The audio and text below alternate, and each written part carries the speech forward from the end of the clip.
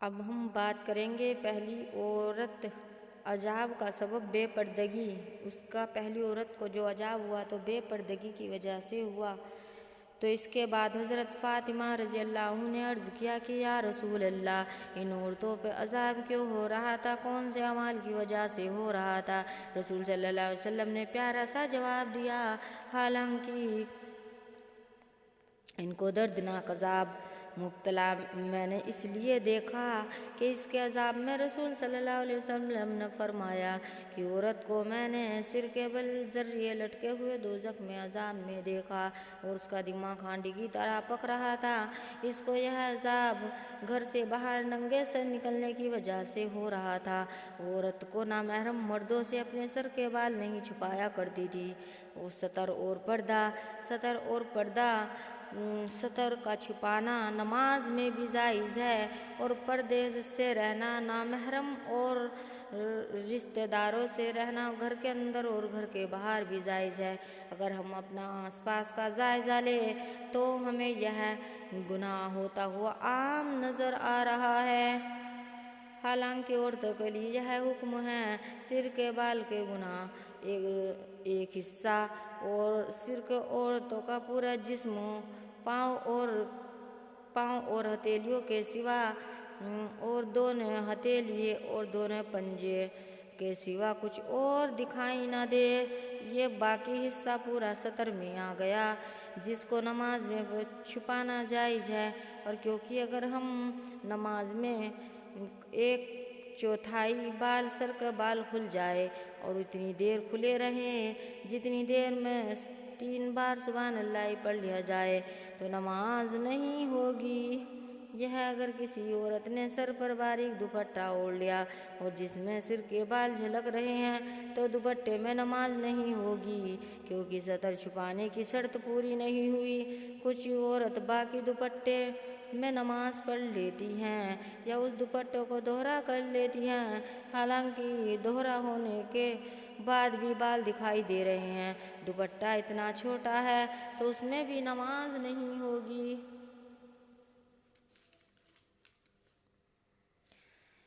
اور دوپٹے سے باہر چٹیا لٹک رہی ہے تو بھی دوپٹے کے اندر چھپی نہیں ہوئی ہے تو عورت کی نماز پھر بھی نہیں ہوگی۔ کچھ آستینیں اتنی چھوٹی ہوتی ہیں، دوپٹہ اوڑھنے کے باوجود بھی گٹے اور بازویں چھپی نہیں رہتی۔ مسئلہ یہ ہے کہ اگر سر کے بال کھل جائیں، چوتھائی کلائی کھل جائے اور چوتھائی پنڈلی کھل جائے، تینوں برابر 3 بار سبحان اللہ کے برابر کھلی رہے تو نماز نہیں ہوگی۔ چہرہ، دونوں ہتھیلیاں، دونوں پیروں کے سوا باقی پورا جسم نامحرم مردوں سے چھپانا ضروری ہے۔ یہ پردے کا حکم ہے۔ پردہ اور ستر میں فرق۔ اب ہم بتائیں گے اس میں پردہ اور ستر میں کیا فرق ہے۔ پردے کا حکم الگ ہے اور ستر کا حکم الگ ہے۔ پردے کے حکم میں سر سے پیروں تک کا پورا جسم داخل ہے، اور جسے نامحرم مردوں سے چھپانا گھر میں بھی ضروری ہے اور گھر کے باہر بھی ضروری ہے۔ اس لیے گھر میں اور گھر کے باہر نامحرم مردوں کے سامنے سر کے بالوں کو کھول کر آنا گناہ ہے اور یہ اس کا عذاب ہے۔ اور جو آپ نے پہلے پڑھا تھا، کچھ اور پردے دار عورتوں کے باہر کو سر چھپانا اور پیر چھپانا کا اہتمام کر لیتی ہیں، لیکن اپنے نامحرم مردوں اور رشتہ داروں کے سامنے ایسے ہی آنا جانا لگا رہتا ہے تو ان عورتوں کو پردہ کرنے کا اہتمام نہیں کرتی۔ ان کے سر کے بال بھی کھلے ہوئے ہوتے ہیں، نامحرم مرد بھی ان کے سامنے آتے جاتے ہیں، وہ گردن بھی کھلی رہتی ہے، بازو بھی کھلی رہتی ہے، گریبان تک، یہاں تک کہ گریبان تک کھلا رہتا ہے۔ کچھ عورتیں ساڑی اس طرح سے پہنتی ہیں ان کا پیٹ اور پیٹھ بھی نہیں دکھائی دیتی تو اس میں نماز پڑھنا جائز ہو جاتا ہے۔ دیور یا جیٹھ یا تایا زاد بھائی، پھوپھی زاد، ماموں زاد، خالہ زاد بھائی گھر کے اندر آتے رہتے ہیں لیکن ان سے پردے کرنے کا کوئی اہتمام نہیں ہوتا، تو اس لیے سامنے سر اور سینہ، ہتھیلیاں اور کلائیاں بھی کھلے ہوئے رہتی ہے۔ جبکہ شریعت میں ان سب کو پردہ کرنے کا حکم ہے اور ان کے سامنے کھولنے کی اجازت نہیں ہے۔ گھر کے اندر رہنے والے نامحرم اور مردوں سے پردہ کرنے کا طریقہ۔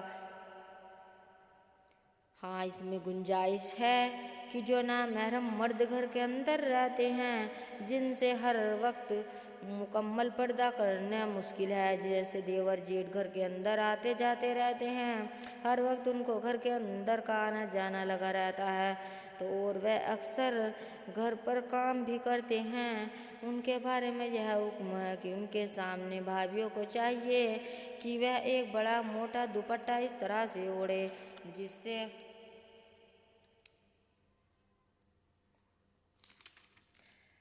سے ان کی پیشانی، ماتھے اوپر کے سر کے سارے بال چھپ جائے، اور دوپٹہ اس طرح سے باندھے جس طرح نماز میں باندھ دیا جاتا ہے، اور اس کی دونوں کلائی بھی چھپ جائے، اور وہ اپنی پنڈلی بھی شلوار وغیرہ سے چھپائے۔ اور پنڈلی کا ذکر اس لیے کیا گیا ہے، آج کل انہوں نے کھلا رکھنے کا رواج چل رہا ہے، جو سراسر ناجائز ہے۔ صرف چہرہ اور دونوں ہتھیلیاں، دونوں پیر کھلے رہے، اس حال میں ان کے سامنے آنا جانا رکھے اور گھر کا کام کاج انجام دے تو اس کی گنجائش ہے، اور اس میں بھی بہتر یہ ہے کہ چہرے پہ گھونگھٹ ڈال کر ان کے سامنے آ جائے، اور ضرورت کے وقت اسی طرح گھونگھٹ میں ان سے بات بھی کر سکتی ہے اور جواب بھی دے سکتی ہے۔ شریف اور حیادار عورت کے لیے چہرے پر گھونگھٹ کرنا، کام کاج کرنا مشکل نہیں ہوتا، کہ اسے آخرت کی فکر ہوگی، خدا کا خوف ہوگا اور اللہ کا عذاب ہوگا، تو اس لیے کھلا رہنا، سر کے اوپر اتنا باریک دوپٹہ اوڑھنا اور اس میں سر کے بال دکھائی دے رہے ہیں، یا بیارے نام دوپٹے ڈال دیے جاتے ہیں، سر پر نہیں رکھے، اور کلائی بھی کھل رہی ہیں، اور کونیاں بھی کھل رہی ہیں، بازو بھی کھل رہی ہیں، اور زیور بھی کلائیوں میں پہن رکھا ہے۔ آج کل تو پنڈلی کھولنے کا مخصوص رواج چل پڑا ہے،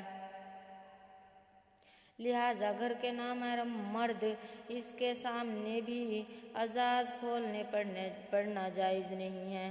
آج کل ٹراؤزر پہننے کا رواج چل گیا، جس میں پنڈلی چوتھائی دکھائی پڑتی ہے، ایڑیاں پوری دکھتی ہے، پنجوں سے کوئی متعلق بیان نہیں ہے، اور ٹراؤزر میں سارا دھڑ اوپر سے نیچے تک صاف صاف رہنمائی ہوتا ہے۔ لیکن آج مسلمان عورتوں کا حال گھر کے اندر ہے، اس کا زیادہ برا حال گھر کے باہر ہے، اور باہر نکلتے وقت برقع بھی پردے کا نام نہیں رہا، کیونکہ پہنے ہوئے کپڑے بھی برقعے کے اندر اس طرح سے پہنتی ہیں، جو کہ برقع چست مست دکھائی دیتا ہے، بدن کے سارے حصے نمایاں ہو رہے ہیں۔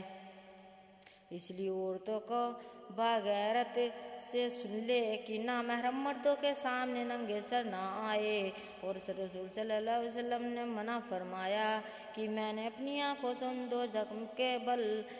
دو زخم سر کے بل لٹکے ہوئے دیکھا، اور ان کا دماغ ہانڈی کی طرح پک رہا تھا۔